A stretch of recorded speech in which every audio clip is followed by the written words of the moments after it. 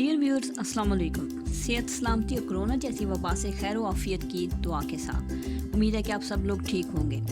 आजकल हर channel corona के sign and symptoms और इलाज, आजकल कितने लोग कोरोना का शिकार हुए, कितने लोगों की डेथ हो गई, इन मौज़ूआत पर वीडियोस अपलोड कर रहे हैं। लेकिन हमारी आज की वीडियो कोरोना वायरस के साइकोलॉजिकल इफ़ेक्ट्स के बारे में है कि सोशल और इलेक्ट्रॉनिक मीडिया किस तरह लोगों की नफ्सियात से खेलते हुए इंसानी दिमाग पे इसके नेगेटिव इम्पैक्ट मुरतब कर रहा है।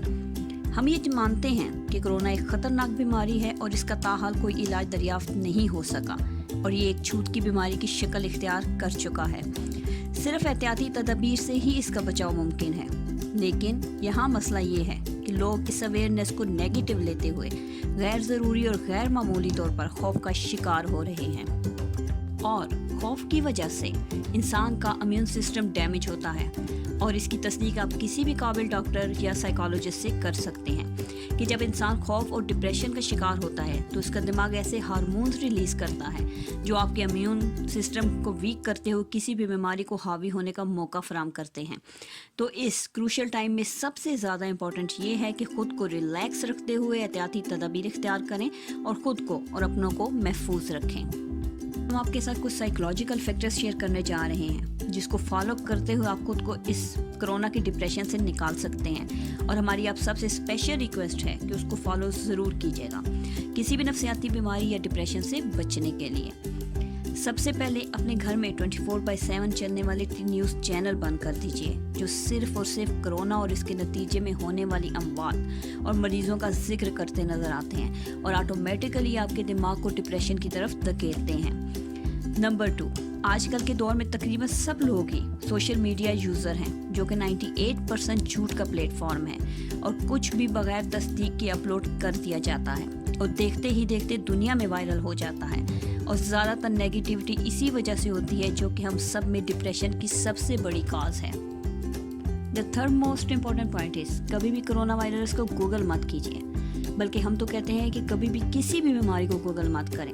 वो जीते जागते इंसान को मूजी बीमारी की लास्ट स्टेज पर लाकर छोड़ता है और हमें ऐसा लगता है कि खुदा न खास्ता हमें कोई ऐसी बीमारी है जिसका इलाज ही इस दुनिया में मुमकिन नहीं है और हम लोग उस बीमारी की लास्ट स्टेज पर हैं। आप में से बहुत सारे लोग शायद इस चीज़ को एक्सपीरियंस कर चुके होंगे तो वो हमारी बात को ज़्यादा अच्छे तरीके से समझ सकते हैं। द फोर्थ पॉइंट इज़ अपने घरों में भी हर वक्त इस कोरोना वायरस की डिस्कशन को मत कीजिए। एहतियाती तदबीर ज़रूर अपनाएं लेकिन किसी मामूली कोताही को नाकाबिले माफ़ी गलती बनाकर टेंशन का माहौल मत बनाएं। अल्लाह ताला ने अगर आपको ये फुर्सत के लम्हात से नवाजा है तो इसे कुरान मजीद, दीनी कुतब या अपनी पसंद की किताबें पढ़ते हुए और अपनी फैमिली को टाइम देते हुए गुजारें। Point number 5 is being a Muslim, अल्लाह ताला की रहमत पर भरोसा रखें। ये यकीन रखें कि हर बीमारी उसकी तरफ से है और शिफा भी सिर्फ उसी के हाथ में है। मौत का वक्त तयन है और बीमारी या किसी बीमारी के बगैर भी लौट कर हमें उसी की तरफ जाना है। In the last but not least, इबादत का एहतमाम कीजिए, अपनी ज़िंदगी को इस्लाम के मुताबिक गुजारना शुरू करें तो आप खुद देखेंगे कि आपकी ज़िंदगी सेहत और रिस्क में बरकत और सुकून कैसे आता है, कैसे अल्लाह पाक की ज़ात पर आपका तवक्कुल कायम होता है और इस वबा से वो पाक ज़ात आपको महफूज रखती है। 5 वक्त की नमाज अदा कीजिए और हर टाइम बावजू रहें, कोई कोरोना आपके पास नहीं आएगा। ये बीमारी अल्लाह ताला की तरफ से आई है और अल्लाह ताला ही इसको दूर करेंगे। आप लोगों से सिर्फ इतनी गुजारिश है कि खामखा गैर मामूली खौफ और डिप्रेशन का शिकार मत हों। उस पाकज़ात पर भरोसा रखेंगे तो देखें कि वो पाकज़ात किस तरीके से आपको इस वबा से निजात देती है। पसंद आने की सूरत में चैनल को सब्सक्राइब करते हुए साथ मौजूद बेल आइकन को प्रेस कर दीजिए ताकि आने वाली हर नई वीडियो आप तक आसानी के साथ पहुंच सके। और वीडियो से रिलेटेड अगर आपकी कोई आरा या कुछ सवालात हैं तो वो आप हमें कमेंट बॉक्स में कर सकते हैं। शुक्रिया।